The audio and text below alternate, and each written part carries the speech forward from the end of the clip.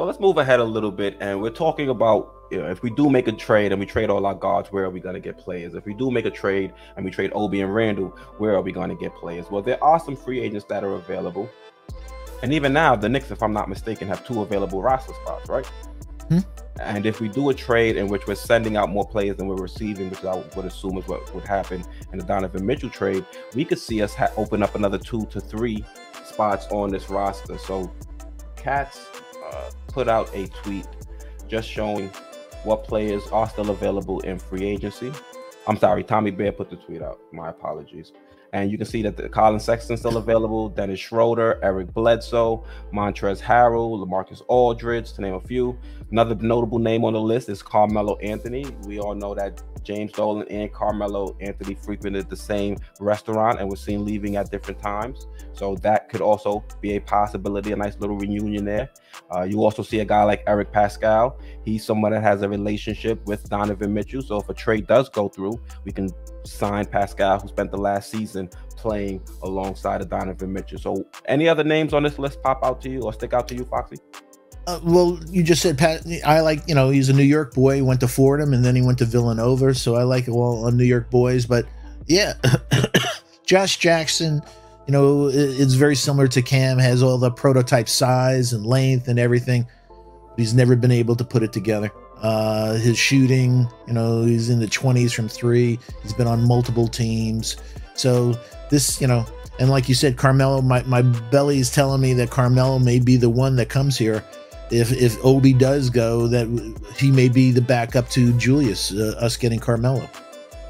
Yeah, we did prepare a nice little slide if that were the case. You can see the starters would be Jalen, Donovan Mitchell, RJ, Julius Randle, and Mitch. And then backing them up, you'd have Derrick Rose off the bench with IQ, Cam, Melo, and Hart. And then you would have your third stringers as Deuce, Keels, Ferron, and Sims. But if we do make a deal and there is a spot available for him, I would not be against the move. Melo can knock down the 3. He's gotten better at it as his career has progressed.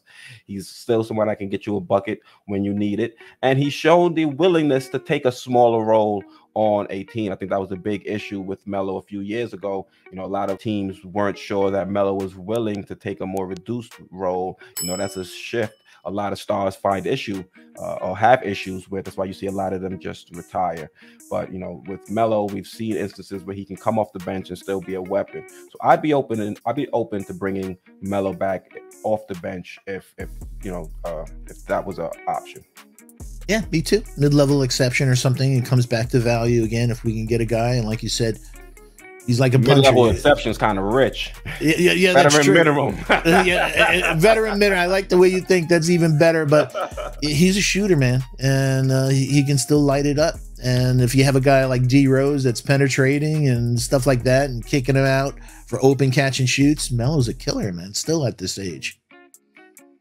Let me pose a chat to SB Nation. Who would you prefer the Knicks target following a spider trade?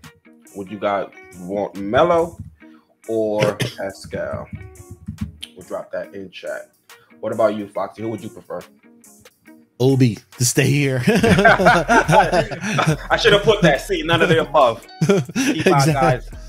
Yeah. Well, Eric, people don't realize just 3 years ago, he was all rookie team with Golden State.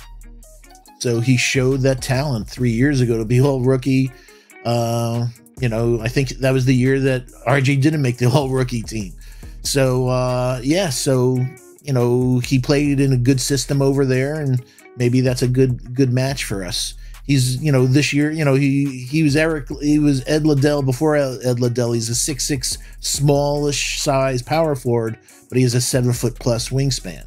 So he makes up for it like that. And he shot 37% from 3. He's gotten better from 3 every year. Every single year. That jumped out to me too.